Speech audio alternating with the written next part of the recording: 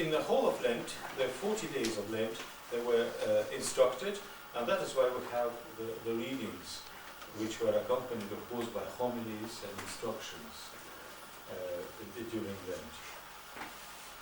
The other influence was monasticism, because when monks began to live in the desert, they needed to prepare themselves also for Easter. And they usually left the monastery and went sort of walking in the desert, eating nothing, and preparing themselves for the festivities of Holy Week and Easter. And that is another influence to show how our Lenten liturgy has developed, why there is such an amount of psalmody, for instance, and the absence of the New Testament, for instance, absence of liturgies. All this comes back to this very strict discipline of preparing ourselves for Easter. Of course, Saturday is not a fasting day. And by fasting, I mean fasting from the Eucharist, not from meat. That is trivial. We do it for ourselves. But the real understanding of fasting is whether we have the Eucharist or not. And to this, the monks have added an extraordinary thing. Not only do we fast from the Eucharist in weekdays, but we fast from the New Testament. And when I say this to Protestants, but we fast from the New Testament. And that, of course, makes it so interesting to understand what the nature of fasting is. Because the fasting is the joy. The fasting is the joy of expectation, of reaching the New Testament, reaching the Eucharist, reaching Pentecost. And so every fasting is a preparation. It's a good thing. We don't think in these terms. I mean, the primitive idea of fasting is to limit ourselves. My father-in-law used to give up smoking, and he was angry with everybody.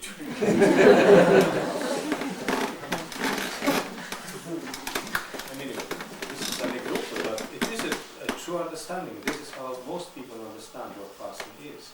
Look at any calendar. Say, fasting day. What do? We abstain. Of course it is abstinence, but abstinence for what? That is what we have to build in ourselves, this idea that we expect something, that there is heaven in our lives, and that is what we seek. Anyway, the monks did it by going out and not having the New Testament, because the New Testament was in church. They didn't have it with them. And they prayed, and they didn't eat, because there was nothing to eat, only scorpions and stones, sands. That's it. And they returned for Lazarus Saturday and spent Holy Week in the community. When this regime would be changed to a festive regime of Holy Week, I emphasize that Holy Week is a feast. Perhaps not the first 3 days, but at least Thursday, the instauration of the Eucharist, the Last Supper, and of course the Friday, Good Friday and Saturday are feasts. Liturgically speaking, they are feasts. Of course, we don't eat meat. That is understood. But our understanding of the importance of the days is festive. We don't dance, we just do the opposite, but we put everything into them. We don't do anything at home any longer. We just stay in church or stay thinking about this. Anyway. God is a root known, Amen. Hail, Mother of God and Virgin, Mary full of grace, the Lord is with thee. Blessed art thou among women, and blessed is the fruit of thy womb. For thou hast given birth to the Saviour of our souls. Can you hear the light feathers in my voice? Can you see how flexible singing can be if you articulate the words? Let us try. So, Amen, descalvas, Amen, Hail, Mother of God and Virgin, Mary full of grace, the Lord is with thee. Blessed art thou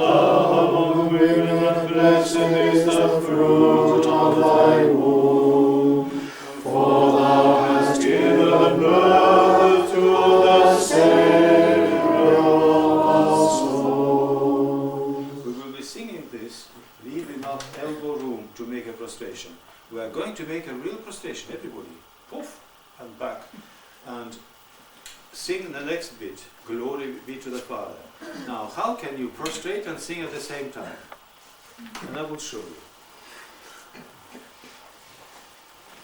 For thou hast given birth to the Savior of our souls. Toc, toc. Glory be to the Father. Okay?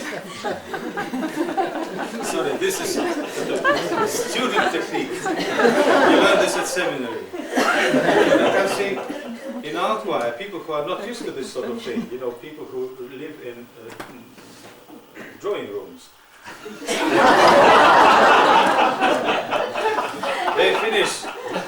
For thou hast given birth to the Savior of our souls. They would make a sign of the cross, they will go down. And the singing has already begun. So you have to be prompt. It's also got to be quite fit. It doesn't take anything of your breathing. If you just descend, you know, go down on your knees like this, you can continue singing. The diaphragm doesn't suffer from it at all. But then you cannot sing while you do that. But they begin to sing while they do that. Whoa, they sing like this. Sorry, I didn't mean to be a clown. Good knees. You've got to have good knees.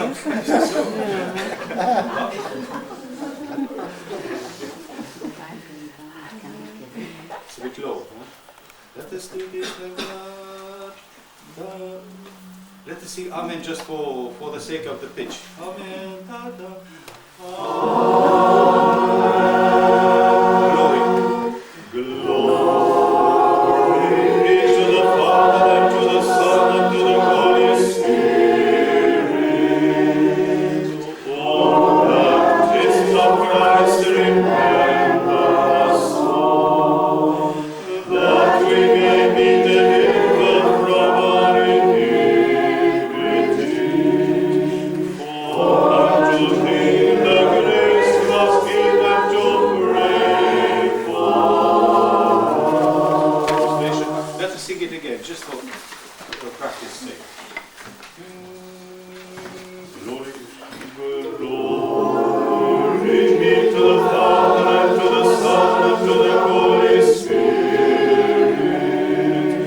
O Baptist of Christ, remember us all, that we may be delivered from our iniquity.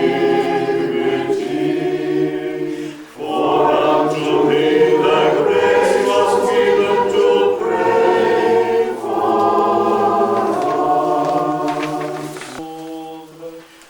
Lord, have mercy. Lord, the sky is standing sharp. Lord,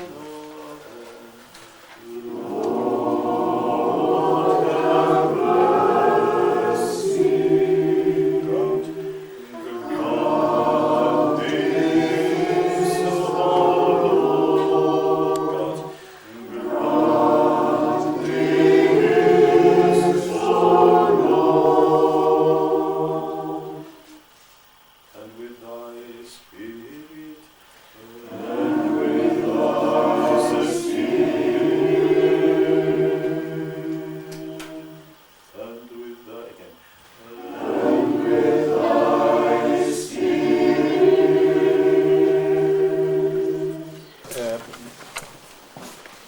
Russian church music can be divided in two periods. One period which is the medieval period, and another one the modern period. And the dividing line is basically 1650. If you want to be more precise, 1654. Because in 1654, the union of the Ukraine to Muscovy, Bogdan Khmelnytsky. Anyway, when the Ukraine and Muscovy became one country, they were divided before. The Ukraine belonged to Poland. Then the frontier was lifted, and all the musicians from Kiev came to Muscovy because Muscovy was much richer and in need of reforms and cultural life, etc. And from Kiev they brought this Western Renaissance new Russian music, or Ukrainian music if you wish. Anyway, but the old medieval tradition was in a way pushed out. It was already too complicated and confusing, but it was pushed out very easily. And it disappeared, not altogether, but it remained in certain monasteries and among certain specialists. But today, practically nobody sings the old medieval music, which came from Byzantium, of course. But these are examples of what the Russians today uncover and bring back to practice. So this is Znameni old melody, but it's lovely in 3 parts. And I would like to ask the ladies to sing the top, and when it divides, could you have could we have the descant sing the top? Are you descant? Where is Angelica? Could you sit with there somewhere to hear what they do? Yes, with Monica and Julie.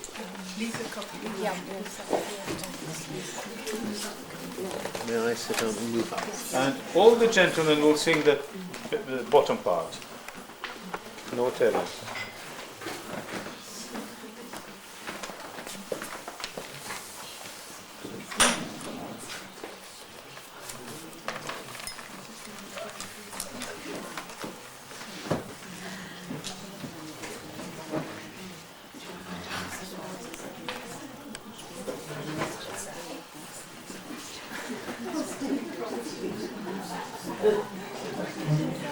Could you please have a look particularly where you have crotchets? Look out the crotchets, because they will be in your way. And we will have to return to them, because I can promise you will make mistakes.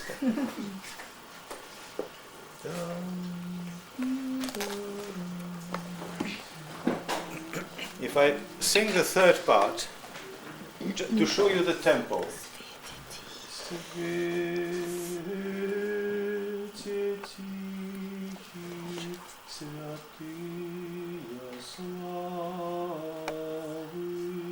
Like that. Are you ready?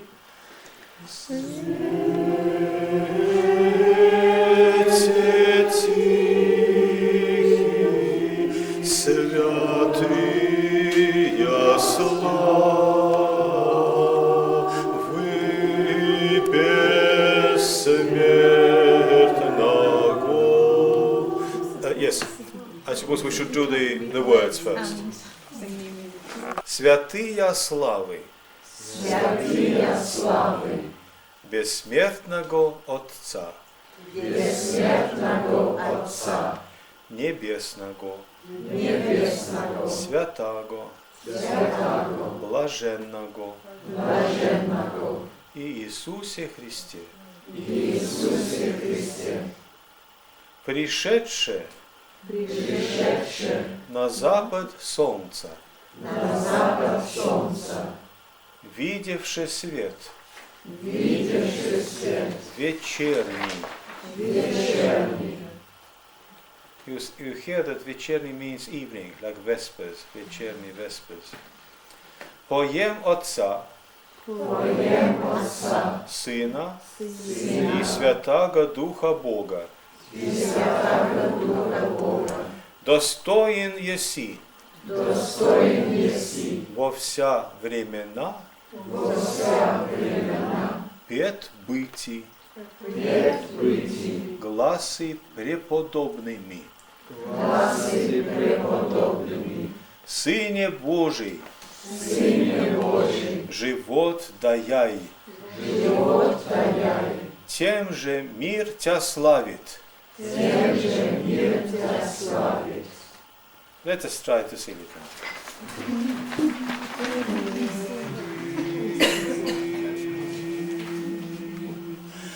Святые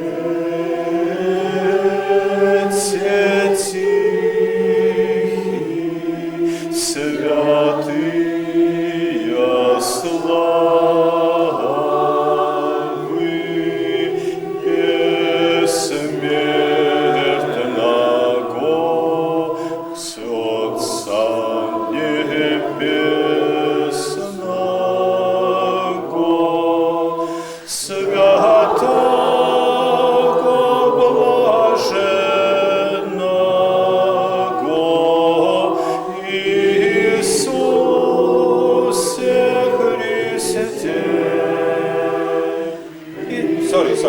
Иисусе Христе. Let us sing Иисусе. Иисусе Христе, пришедший на запад солнца, видевший свет вечерний, поем Отца, Сына и Святого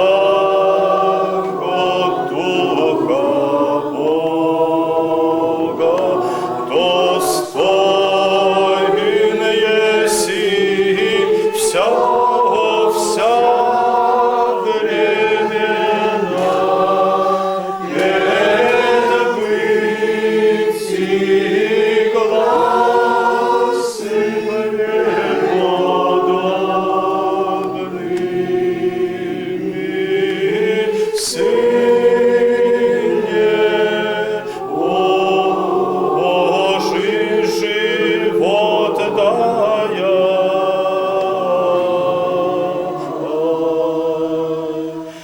Те же мир тя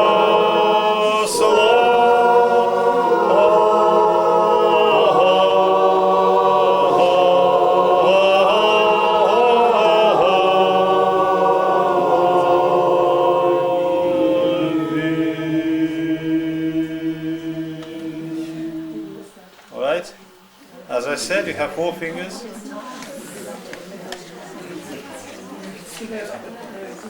Okay. Can you do the last line? Slavita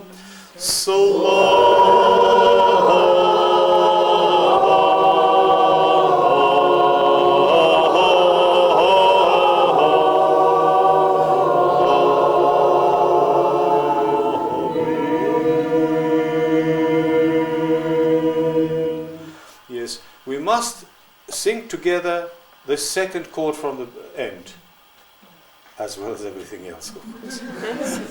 But that chord, that F chord, really should be the cadence in all this.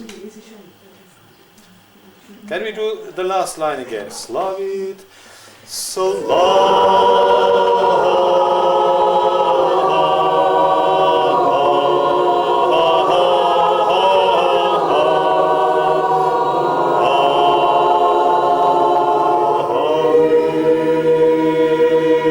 Can we sing the last 3 chords? And can you give me, with the F chord, an impression of total confidence, total certitude in what is going on? He is worthy to be praised at every hour. F major. Last 3 chords, please. So, Descant, chant, and gentlemen, slavit. Let us say sla.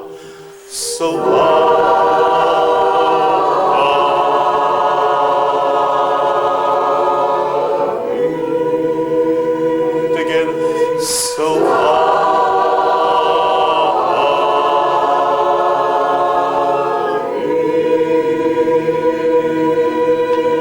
Okay, let us start from the beginning again.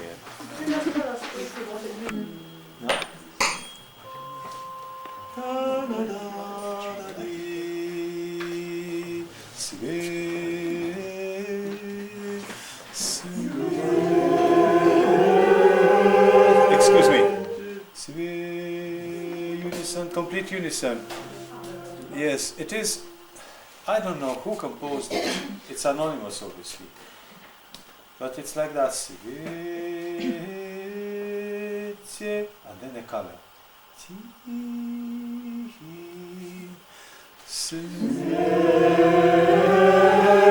Listen.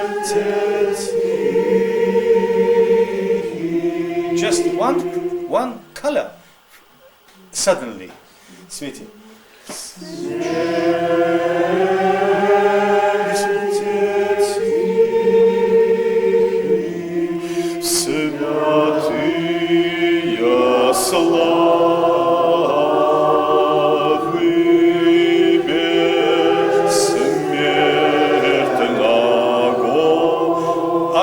really singing the rhythm? I will sing it to you. Славы бессмертного, бессмертного. Can you sing бессмертного?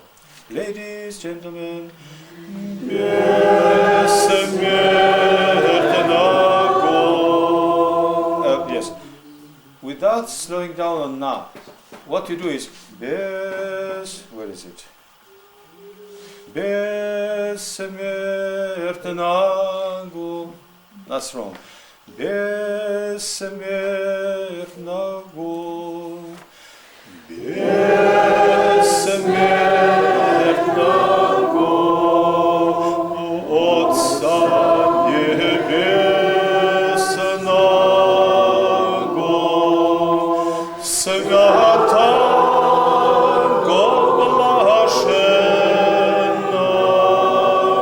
блаженного. Святого блаженного. Святого блаженного. You remember, I said several times already that crotchets should be fast and minims or whatever, large notes should be stressed and ample. So it should be Святого блаженного, Святого блаженного, Святого блаженного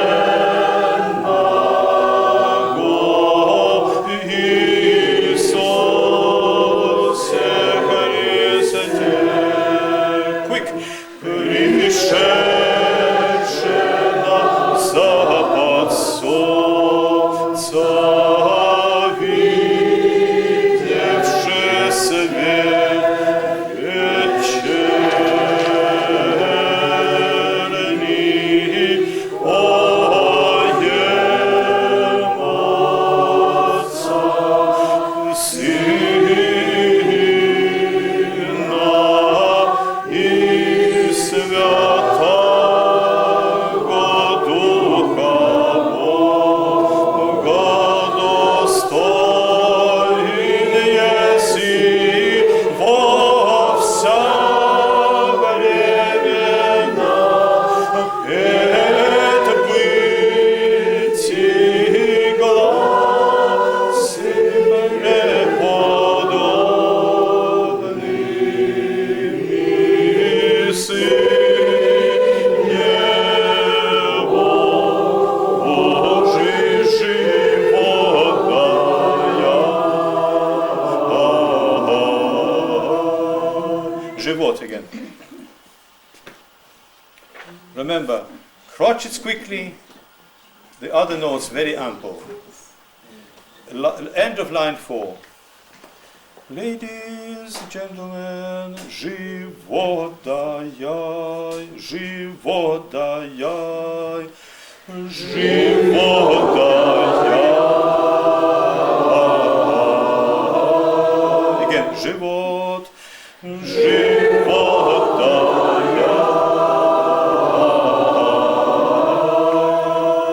Can you see that живот даяй? The next chord, what is it? F natural. The same as I said convincing, at the end. So in a way, this one also should be perhaps not stressed, but we should be conscious of it. Живот даяй.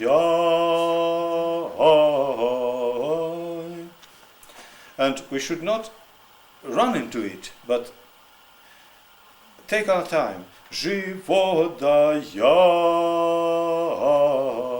You understand?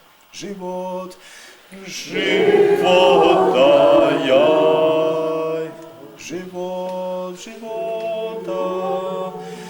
Живот даяй. The rest we know.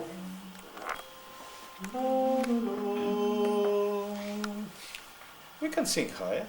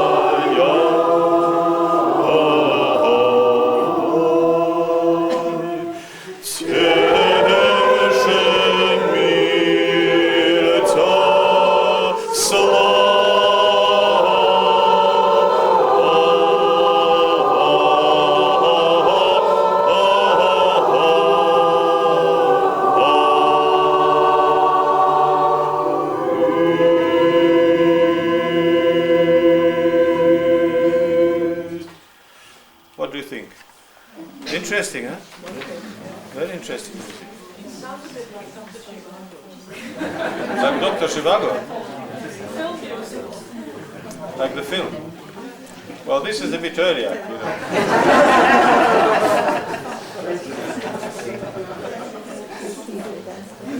No what? Thank you. Do you think we can sing it at Vespers? Yes. Now, does it suit better a Lenten service or a Transfiguration festive service? What do you think? Or can't we say? Huh? No. We're becoming greedy. I think Lenten. Yes. Well, we can sing it, certainly. Okay, thank you. Can you give it back, sort of send it back to me? If I had been more serious, I would have wrote a list, a comprehensive list of all the books that exist to show you. Of course, a list cannot be exhaustive because people print all sorts of things in collections, anthologies and things. So this is not what I'm talking about. But the basic books without which we cannot celebrate the services of the yearly cycle, they are all, I mean, embryonic, potentially they are here. And what I want to do is to show you the categories and the actual object. And so I will begin with what makes us understand the chart, how a service is constructed. And the basic book is this enormous book. I think I've showed it to you already. There are, I don't know, 52 chapters or something for the various types of services that exist in the church. So you will have the simple Vespers, the great Vespers that we have studied. You have the vigil, the complete vigil in all the details. You will have the yearly services described by category. And what is a Stihar and what is a Stihir, that sort of thing. You know, description of the terminology, if you wish. This book is, I mean, I look at it very rarely.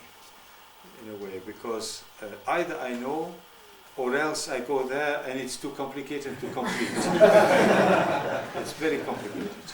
But it's interesting, very interesting. And there is, in Russian, for Russian readers, a very good companion of the priest, it says. Настольная книга священнослужителя, 1909, reprinted of course, and which has all the charts, and I've been inspiring myself from here to make sure that I was right, but in making these charts, the charts that you have. What is? For instance, you see, it's such a small print. All these are footnotes. It's so detailed, but you really find everything. And this is a chart, you see, with 2 columns, probably 2 types of the same service, either festive or weekday, that sort of thing. For a Russian reader, is very, very useful. Very useful indeed. Excuse me, could you give us the titles in Russian? Настольная книга священнослужителя. It's a companion of the priest, deacon priest, of the servant, of the clergy. And then, of course, together with that, you have calendars in the same category. They tell you what happens, what sort of service happens. Well, this one, you know, it's our diocesan. This one is a Moscow equivalent. And when there is a difficulty, they will tell you what the difficulty is. For instance, when this year the Annunciation fell on Wednesday of Holy Week, it will tell you what to pay attention to. And a literate choir master would understand what it means. Or for instance, for a new saint, for instance, they will give you the Velichania, the text, what exactly to sing. They will tell you if you sing Dostoyna есть or not Dostoyna есть, that sort of thing. It is good, not complete by any chance, but it's good enough. Here you have also a Russian book, which is, you see, also big, which is called Толковый типикон. Толковый типикон is a rubrics commented, commentary on the, but it is not a complete typicon. It is only a book about the vigil. Because in the Russian Church, the vigil, when it arrived, it was sort of accepted in its existing form from Mount Athos, and that was basically the century of St. Sergius, the 14th century. We did not know the vigil before the 14th century. We lived in Russia. We lived with another type of service, which was a Constantinople service. Or in monasteries they had the Studite typicon. It was a different thing. And then the vigil arrived. The Jerusalem typicon arrived, and we began to celebrate the vigils. And the vigils did not take place, every Saturday perhaps. I don't know exactly what the regime was, but they were very substantial services. They lasted the whole night, with lots of readings from the fathers, appropriate to the occasion, interspersing the service, so people would sit and listen for an hour, instruction, and then they will resume the service by standing up and singing and reading, etc. And it will last a whole night. And of course, not everybody could sustain this rhythm. Very quickly, in certain places, and in more and more places, they would shorten the service so that halfway through history, through the centuries, it would be reduced to 5 hours, and in our practices 2 hours. I remember in my parish church when I was a boy, it was 1 hour and 20 minutes. In the embassy church, it must have been 40 minutes. All night video, imagine. Anyway, people manipulated it to their needs. And today in Russia, when people are extremely eager to restore traditions generally, they look at what exists, what tradition with a small t could be identified. And they have identified this beautiful service, and from time to time they restore it and sing it. But this book was written in the, I think in the 70s or in the 80s of last century in Kiev. And the Kiev Theological School decided to reinstate the vigil by staging it. They had forgotten how, they had no practice doing it. And they worked for 2 years, writing out everything, the chart if you wish, like we did. But also they wrote all the hymnography in Znameni chant. In other words, imitating the Middle Ages. And they managed to write a service lasting 9 hours. And they staged it, and they did it. And he then wrote down his commentary. That was very clever, because he wrote an invaluable book. The first part of the book, or the first book of the two, if you wish, together, is historical. And he would say to you what the vigil looked like in the first century, what there was, and then the second century. And century by century, he would describe what developments there were in the field of antiphons, in the field of the psalmody, in the field of kontakia, etc. On every subject, he will write what was new in every century. And the second part of the book is the description of the vigil itself. In other words, he will start by the beginning.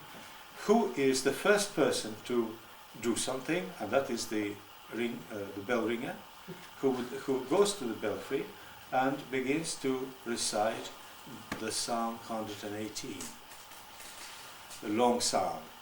And he would ring the bell while he recites the psalm. Or else, if he doesn't know the psalm by heart, he would recite the Psalm 50 12 times, ringing the bell. And that will be the length of the bell ringing. Then he would go to the church and begin lighting the lamps, while the brethren would assemble from everywhere. It will take another amount of time, etc. And with prayers appointed for each action, he will prepare the service. The principal, the abbot will arrive, the priest will arrive, the priest who is appointed to serve the vigil will also stand at his place, and there will be complete silence. And they will start in silence. The censing, etc. This is what he describes. And it's fascinating to read. It's lovely to see. And I must say that I have already encountered several people, in Moscow in particular, who have begun to do this, to do the same thing. I know that in the choir masters school in Moscow, in Sergiev Posad, the girls stage this vigil once a year on the Saturday of St. John the Ladder, 2 weeks before Easter, because it is their patronal feast, and they do it. But there is a tendency to restore this out of spiritual need, I suppose, and they do that. So there is a recovery of the ancient vigil. The vigil, of course, had a very long history and has existed probably always in one shape or another, starting with the Lord praying all night on a mountain. And that is a model for the whole church, to pray at night. In other words, it is the individual who decides that he will give up what is most precious in his life, and that is sleep. And they will spend the night praying, perhaps recovering from the fatigue in the day at times, but they will dedicate the night to prayer from beginning to end, the whole night. They will actually ignore the sunset and the sunrise. That is not the point. They will not commemorate the creation in a way. They will just commemorate God's sovereignty over them and over the world. That would be the idea. And so it's returning nowadays to Russia. The vigil has always been celebrated on Mount Athos from when it began to be served. I don't know when. I suppose must have started from the 10th century, something like that, on Mount Athos.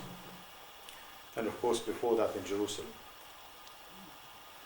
Anyway, that is what he describes. It's a very interesting liturgical sort of practical practical book. If you don't mention it, does it mean that it's none of the Russian books have been translated? Sorry. If you don't mention none of the books have been translated, you know, if you don't mention it, that book hasn't been nor into French.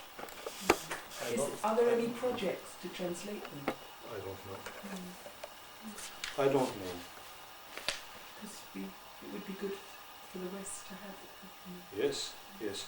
You know, Nicholas Chaplin yesterday wrote lots of books. American books, they're perhaps not suitable for us because of the language, and also looked at the music. The music they use is Russian but antiquated. Middle of last century, music has developed already. So it's not all that good. But they have, apparently, all the Menaire translated everything. I mean, it's crazy. But it's necessary, I suppose. So things have been done. And so there is this abridged Typicon. It's English. In English, American. Abridged Typicon, edited by Fyodor Kovalchuk, obviously a Ukrainian or Galician or something. St. Tikhon's Seminary Press, 1985. So there's quite a lot of indications of how to celebrate services. So that perhaps is useful. And then there are compilations like Habgood. You know Habgood. Most everybody knows Habgood. I sometimes use this daily worship, which is a Roman Catholic thing, in arch modern language. God is you, and etc. But it's useful. It's useful if you substitute thee, then you are in business. So that is one category. These are general books. They are not liturgical books. There are no here are texts. There are no texts here. Then we need to understand that there are 5 cycles of services in the Orthodox Byzantine tradition. The shortest is the day, of course, beginning with the 9th hour, when the sun is about to set, and Vespers, the whole night, all the hours, and finishing with what? With the 6th hour, with the morning. And this is contained in the Book of Hours, the Chasoslov. And we used it yesterday. This Chasoslov. That's another edition. That's another edition, I think. No, this is different. This is something different. And this is for the reader. The service book, like that, is for the priest. They cover the same services. One is altar, this one is choir. And they give you the skeleton of Vespers, Matins, Compline, anything you want, in the daily cycle. And this is what I gave you for Vespers. So you have a beginning of the Chasoslov now. And my ambition really is to continue and producing for the cathedral, in other words, for anybody who wants it, these basic books. Matins should be the next. And then I will go to the following. So this we have done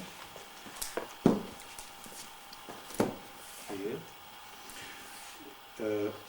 Together with the daily Chasoslov, I also have here various extracts of things. For instance, the Psalter. Of course you need it every day. Book of Psalms. This is the Jerusalem Bible translation. The Holy Bible, also you need it every day, perhaps not every day, but often. The Gospel book, the book of the Epistle, which I haven't got, another edition of the Psalter. This is the Book of Common Prayer, because I take the Coverdale translation of the Psalms here, which are, represent a language that we like to use. So that's another bit, another area. And these books may be multiplied. There are many books like this, detailing things for the daily cycle. I mentioned already one cycle. I need to define 4 more cycles. There will be one yearly cycle. Oh no, I have forgotten which one. Anyway, the cycle of Easter. There is the cycle of Easter, which we call Triodion and Pentecostalion. In Russian it's just Triodion, the Lenten Triodion and the flowering Triodion, Цветная Triodion. And these are here. You know this book, which is the Father Callis's Lenten Triodion. I have a nice color on top, kind of Lenten. Yes, that is the Triodion. And the supplementary text from we see also, which supplement what is not here. So these 2 books contain the whole Triodion, from the Sunday of the Pharisee and the Publican to Great Saturday. And these are the 2 Russian books. They are like this. It's quite a bit, and in any small gardens we don't have daily services, of course, but we have enough to feel that we are progressing, and it takes a lot of time, a lot of effort, to so many prostrations and so many Our Fathers, through all that time to reach the end. But I can assure you that with all the cycles, the person who stands and articulates this service, singing or reading, has a great joy in returning to them. For instance, when having finished this, you go to the Pentecostalion like this, and you realize that you begin to read the Acts of the Apostles from the beginning. And then you realize, my goodness, that is the cradle of the church. And you rejoice in it. Go back to, perhaps it is a professional sort of pride, I don't know what it is, but there is real joy in handling these books because they retell you the story, from the beginning again, and you like it. So that is a big yearly cycle which covers quite a number of weeks. I don't know how many, 12 weeks or more, from the Publican and the Pharisee to the Sunday of All Saints, or more saints anyway, to just after Pentecost. All that period. We've just finished it now. Quite a bit. And these texts contain practically hymnography and extracts from the scripture. That's what they have. So those things that I inserted into the skeleton. Together with this, there is another cycle, the weekly cycle, but it's really an Easter cycle, because it begins at Easter and it commemorates the resurrection on Sunday. It is the cycle of the Lord's Day, and it is a very, very important cycle because it commemorates the most important event in our history, the resurrection of Christ.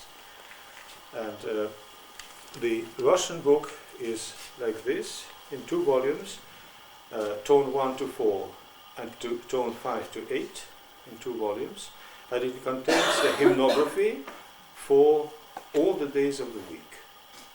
I mentioned the Lord's Day, but the Church has devised also saints and commemorations for Monday, Tuesday, all the days of the week.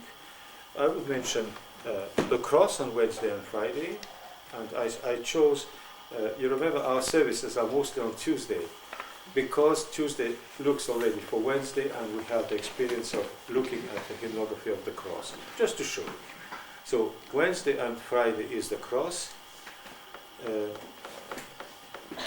A very interesting memory, very interesting day is Saturday, I find.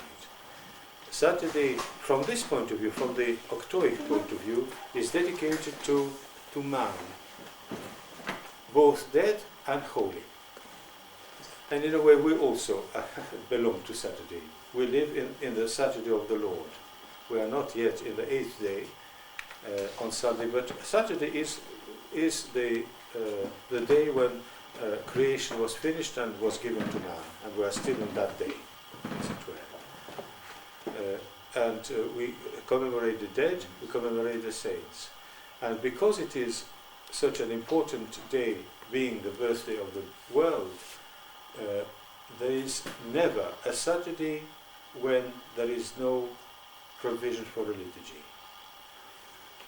In liturgical science, it is called a liturgical day. Sunday is a liturgical day, and Saturday is a liturgical day. Every other day may have no liturgy, like in Lent, for instance. They don't qualify, in a way, to have a liturgy. From this point of view, from the point of view of the main mystery of the Christian Church, the resurrection. So we possess the Sunday of Joy, and various people have translated the other days in extracts. For instance, I have given you Tuesday night. And we have Tuesday night for all the 8 tones, but not every day, not the other days, perhaps. I'm sure that in America they have translated it, I'm sure. It is so necessary. Two copies of the same. So I have covered already daily cycle, the Easter cycle, and the relevant Sunday cycle, which refer both these refer to the resurrection of Christ. 1, 2, 3 cycle. The 4th cycle is the Meneon. And the Meneon differs from this cycle that it has dates. Easter has no date because it changes with the moon and with the equinox. The vernal equinox, you call it? Spring equinox. This depends on what the beginning of the year, on the 1st of January, if you wish. The 1st of the year used to be the 1st of September, and that's how the church's year begins on the 1st of September. At other times, the year began in March, in Rome in particular, and for many, many centuries, the 1st of March was the 1st of April. 1st of April, I think. Anyway, I'm a bit confused about that, but one thing I know is that this is the reason. No, not that is the reason. Anyway, I mean, some of you will know when the budget is, the national budget. What date is it? You know that it's the day of the Annunciation. Yeah. It is the day of the Annunciation. The budget was connected to the liturgical calendar. Anyway, I have confused you and confused myself. This is the Meneon for March. I happen to have this one on the table, that's why I wrote it. That is 1 month, and you have to have 12 of those. So it's a library like this to carry or to use. And you have the services, the hymnography for every day of the month. Sometimes 2 hymnographies if there are 2 main saints, 2 big saints on the same day. Sometimes even 3. Russians love writing, and they write stichira and troparia this long, and so it takes a lot of pages to write. And they print, apart from the main sort of Byzantine saint, another saint perhaps with lots of hymnography, and sometimes a 3rd service, sometimes dedicated to an icon of the Mother of God.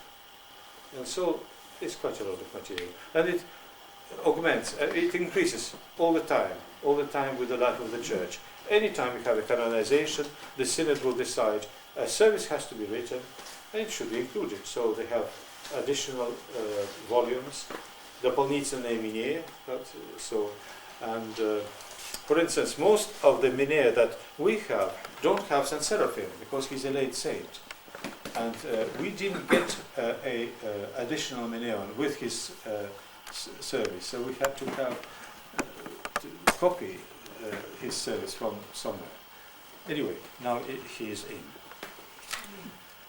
That is 4 cycles. The last cycle is the lifetime of a person, from birth and baptism to his funeral. perfume. And that is contained in the Book of Needs, which is called Trebnik, a lifetime, with lots of things like molebens, blessings of wells, blessing of water, blessing of ships, and guns and icons. Very interestingly, when I got this book, I realized how icons are categorized. And one very interesting thing about the blessing of icons is that it defines what is an icon of the Trinity. Because nobody has seen the Trinity. You cannot say that we can paint an icon of the Trinity. God the Father will never be seen, has never been seen, the Holy Spirit either.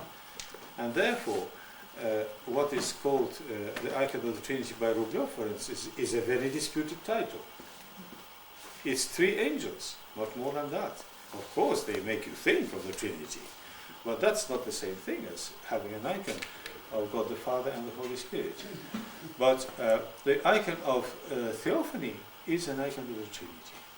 Because from the Gospel account, you know that the Father spoke and the Spirit rested on the Son.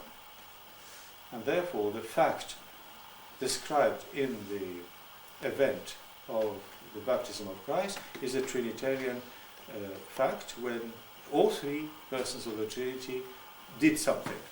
And therefore, in painting the baptism of Christ, the river, John the Baptist, etc., you are in fact painting an action of the Trinity. Similarly, the Transfiguration is considered an icon of the Trinity. And these 2 are really the only real expressions of the Trinity.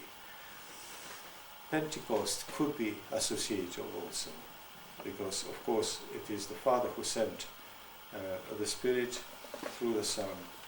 Anyway, theologically it makes sense.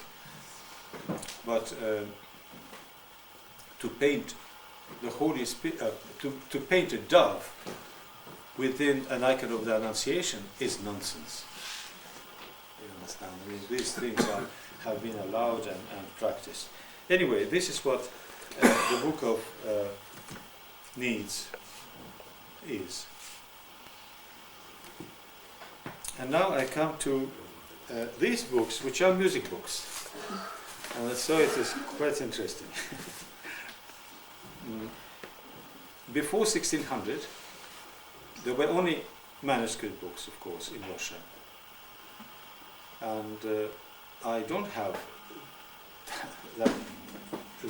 any example of those ancient books. But I do have a manuscript book, which is a jewel. I have a friend who is unfortunately dying of cancer, but he's what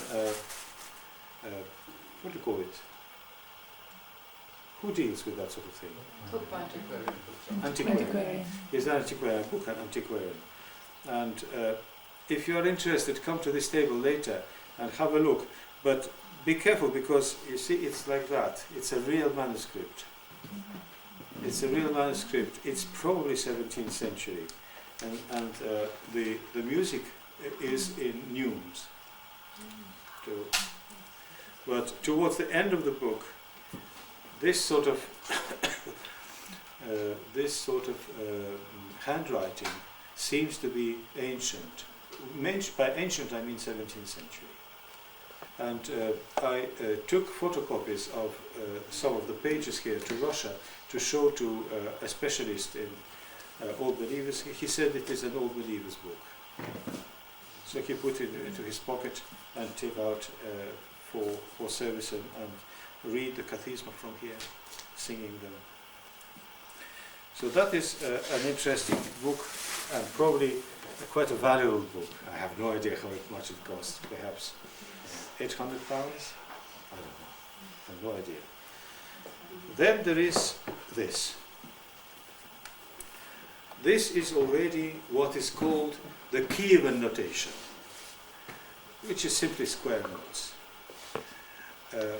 In 1600 and later, in Kiev and the Kievan Russia, people began to transcribe music onto the stave. And I am told that the Russians were first to use a 5-line stave. Yes, the Gregorian stave is 4 lines, if I'm not mistaken. Is that not true? Yes. So there is some interesting thing, I mean, an innovation. And it's very simple notation, much simpler than what we have with dots and things. The main edition of this sort of music goes back to 1772. Already in the 17th century, when the Znameni chant was losing ground, and when this flow of Kievan music came to Moscow and really finished the history of the Znameni, people began to be very worried that the tradition will be simply forgotten, which it was. And the king, Alexei Mikhailovich, appointed a committee, a very big, very competent committee, headed by the best specialist in music at the time, called Alexander Mezinets, who was a monk from one of the monasteries in Yaroslavl, I think. Anyway, and they had a very competent committee, and they gathered 500 manuscripts like this, looked at them, took the best that there was for the whole cycle, for all these cycles. They took the best examples of music and assembled them in a special fund, for which they also wrote the corresponding stave notation in square notes. So what they produced is the neumes on the one side and the square notation on the other side.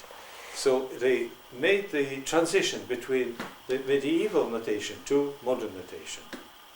And that, of course, is invaluable, because for those who don't know the medieval notation, and that is majority, I mean almost everybody in the Russian church, we have this, and we can sing the Znameni chant from this inferior but existing notation on 5 staves, on 5 lines.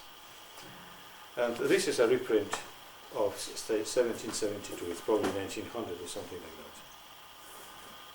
that.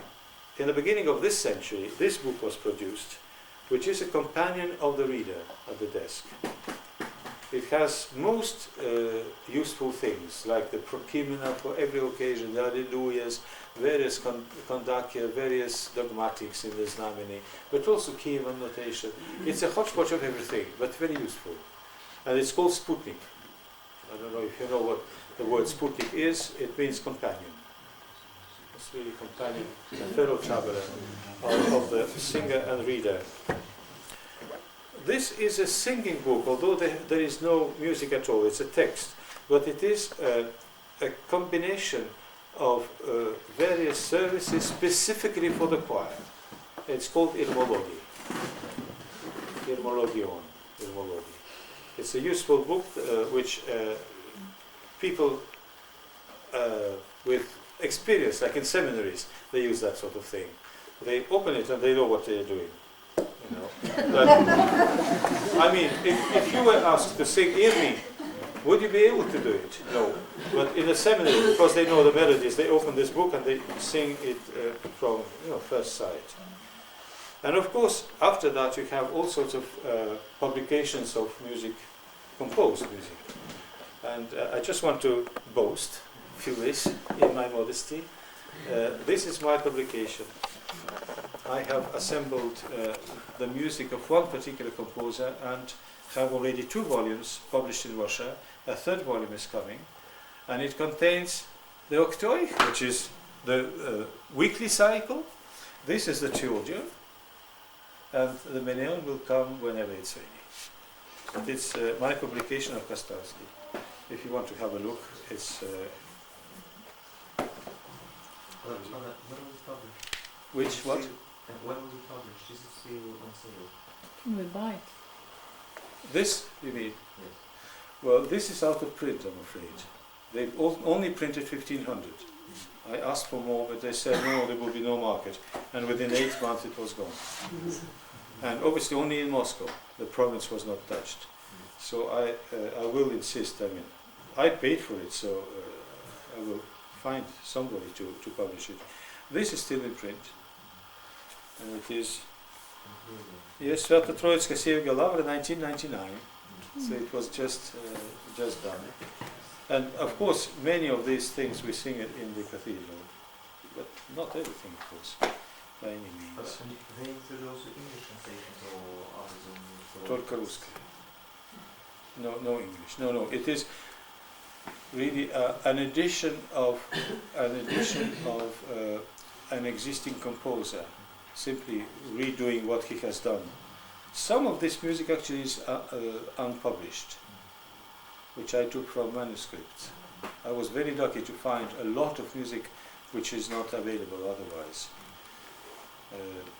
I got it from certain libraries and certain individuals also who happened to have them. My predecessor a choir master in London, who was my father-in-law, he had quite a collection, so I combined what he had with what I had to produce this. Voila. What shall we talk about? I have two possible topics. You may raise more questions. One is concerning the future.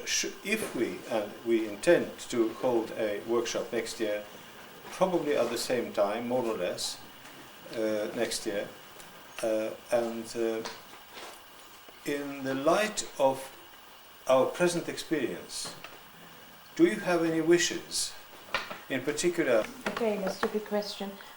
It would. in your parishes? Do you are you happy singing the liturgy?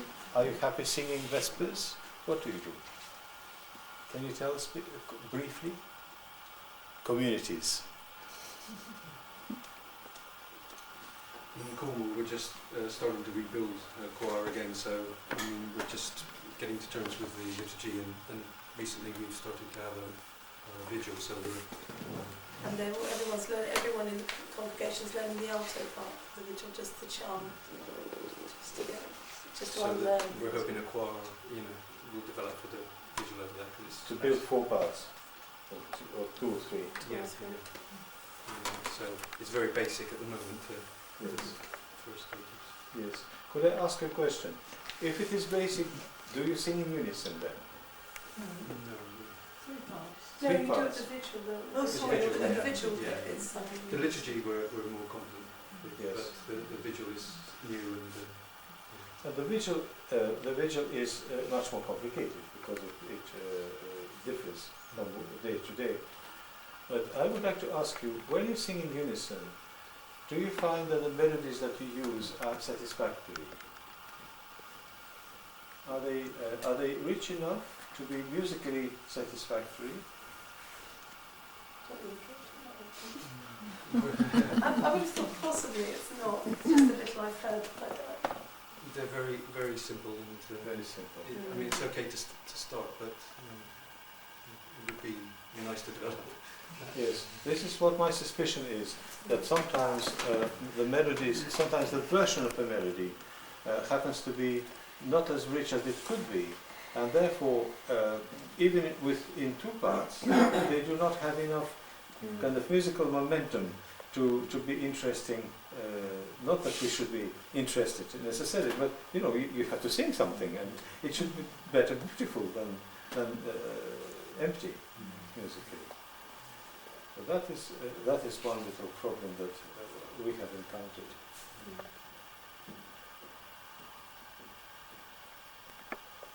Yes. And it would take too long to go into. But our success is, I think, that we're singing the liturgy. We haven't yet started on the Vespers, so we're singing the liturgy much better than we did, in the sense that we actually sing it. It doesn't collapse. We have a choir, and the quality varies. What we need is rehearsal, which we don't get. We sing neither. I wouldn't say we sing in 4 parts, but it isn't. It's the troparia, we sing, try to sing in all the correct tones, are mostly in unison, but not depends. If it's something well known, it will be in. People harmonise themselves. There's a sort of oral tradition. Well, you have to say that it's in Slavonic. Yes. It's in Slavonic, oh yes. Okay. Of course it's in Slavonic. Everything's in Slavonic. Yes, and as in other churches, everything is in English. So, I think it is a very big problem. Some of our parishioners that have given a lot of attention to this, for example, our reader feels that the diocese doesn't pay enough attention to our parish, which is only Slavonic at the moment, and there is no prospect in the foreseeable future that it's going to be in English. We are going to try to introduce the Vespers in English. good question. Among the developments and especially the expansion of the parish, is there any prospect of acquiring singers? Why I'm asking is not that I doubt that there are people musically gifted among the new arrivals, but are there any vocations, so to speak, any commitments, any hope for commitment of people who would commit themselves to come every Sunday and sing, and therefore become part of the establishment of the choir? We don't have services every Sunday. Just every month. We don't have services every Sunday, so. Well, I should have said every service.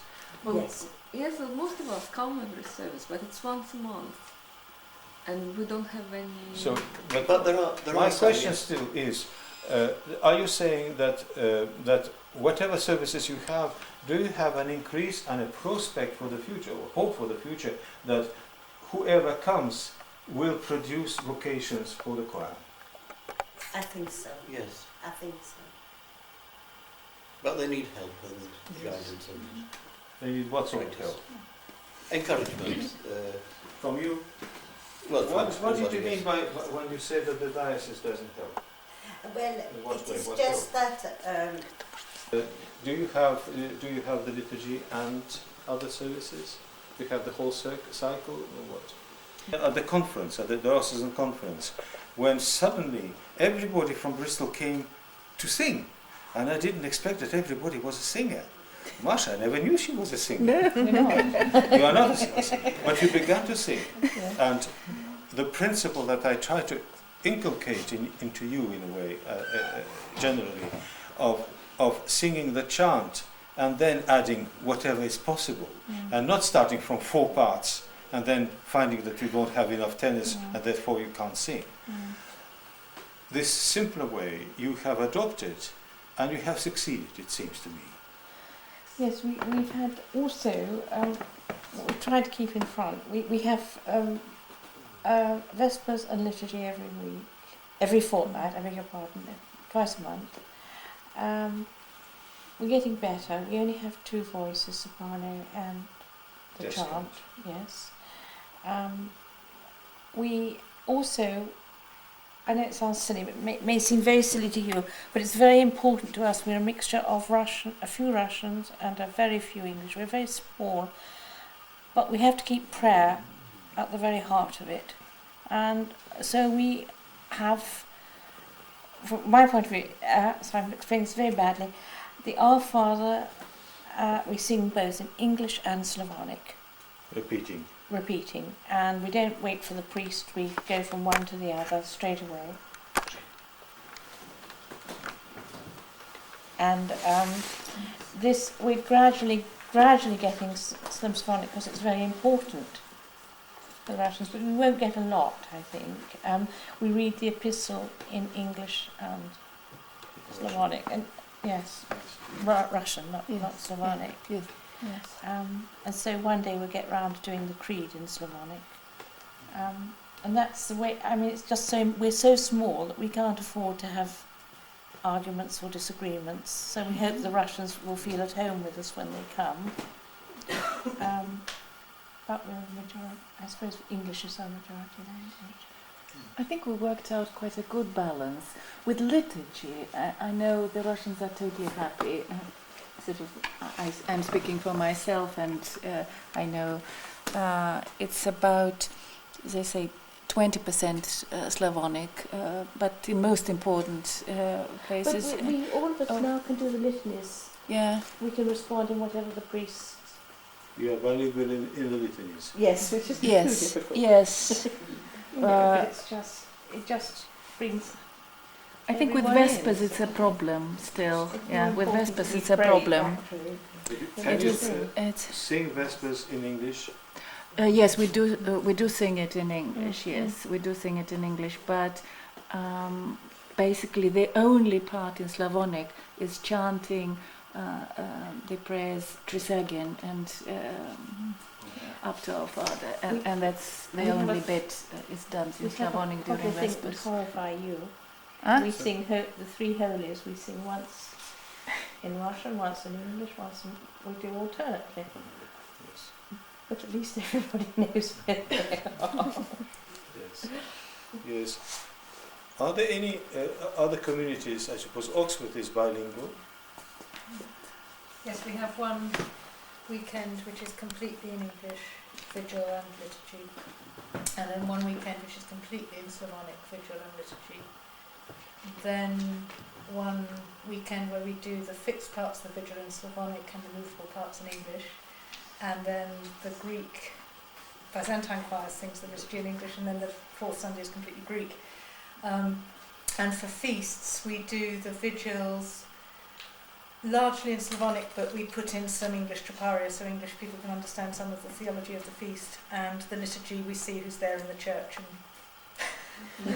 to deal with it accordingly. Yeah.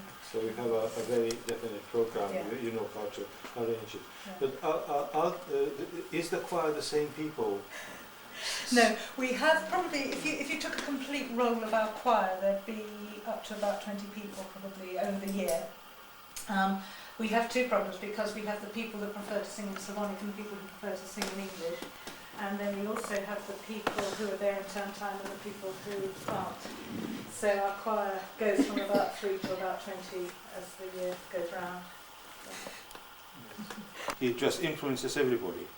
If I told you, I shouldn't, but my impression is that anybody who comes into the sanctuary at any small gardens begin to celebrate Hagia Chapel. Just his influence is unavoidable. It's very difficult to withstand, one's own temperament, because he's so strong. He's a very strong man. But his elan, his vitality, is spirituality, and he doesn't really. I don't know what he understands the liturgy. Of course, he understands everything, but he doesn't have his heart in there. He never comes to the vigil, for instance, nowadays. We'll see, unless he has to celebrate. And so his great thing was to make us into people who pray, if you wish. That's what he wants to instill into us. And people who understand that the only way of living is by the gospel. And that's fantastic, in a way. He has really established a very important style of living, a style of behaving in the community. And it may be that now we have to consolidate this by the form of the service, by the shape of the services, to create those units that will know how to conduct services. I should like to tell you that I am starting a course in London for experienced singers in our choir, because I have noticed that so many of our long-standing singers, perhaps a dozen of them, sing very well. They know everything. But if you ask them to deputize and to take a service on a weekday, they have no idea how to conduct the service, where to start Vespers and when to find Sikhira. They have no idea, because they have always been given that. And so what I want to do is to give them a course for a year to make it, out of them, to make them specialists in the charts that we have been practicing with you. And also, at the same time, make them practice to conduct services themselves, either by telling me what to do next, and or else doing it themselves.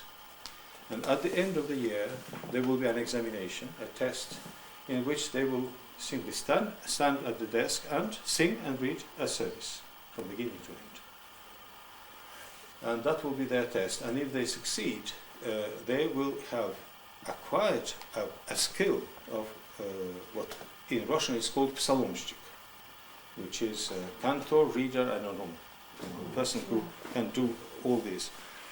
And I've asked the bishop whether he will agree to give them a certificate, an official certificate, and ordain them to do the job. Of course, ladies cannot be ordained, but they can be blessed, which will be the same thing.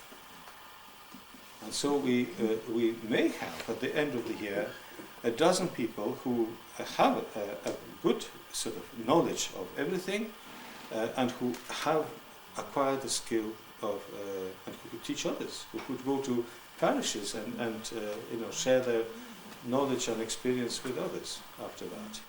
And that I think the diocese needs now, to have a formal instruction and formal achievements in something. If you look, for instance, in another direction, our priests have never been trained in an Orthodox milieu, apart, I think, from me, Peter Skåle in a seminary. All the others have come through another route, and that is Bishop Anthony's genius of recognizing people like Father David, like Father Alexander, like Father, all these fathers who are everywhere.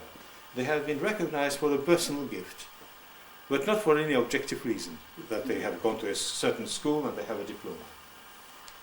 And, Father John now is from St. Vladimir's. Yes, and so perhaps a time is coming now that we need to formalize our establishment to get stronger. And so these workshops, in fact, are working towards it. Cambridge Institute will do marvels, I hope, we hope, in this respect. Can you tell a couple of words about the Cambridge Institute? One from the group. Thank you for so much inspiration and enthusiasm you gave us, and also we chose a card with a bird because you kept telling us that we should hear the light feathers in the voice, and you showed us. So we hope that we sort of acquired a little bit of wings of angels after your inspiration. Is this a promise? Well, a little bit of a promise.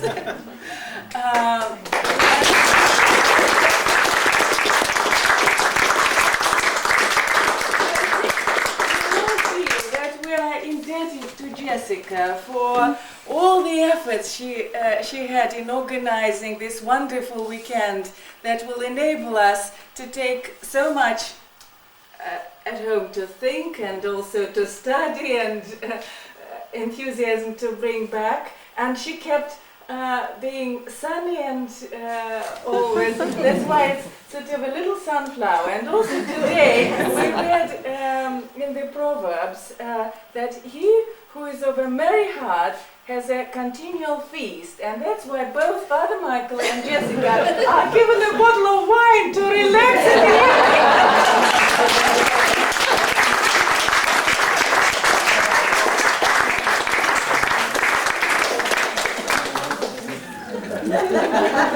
Actually, Jessica, even two!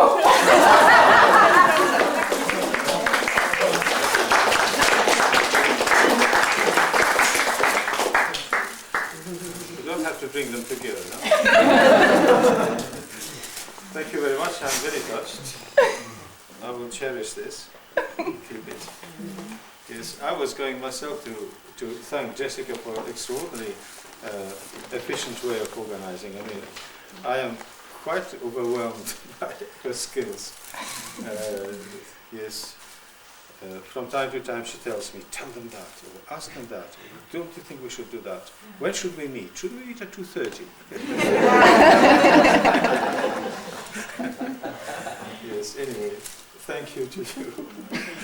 One day, it was very strange, about 18 months ago or something, I was leaving Canterbury Road, and I was passing, and Jessica was happily, pedaling on her bicycle, and she said to me, en passant, shall we have a workshop?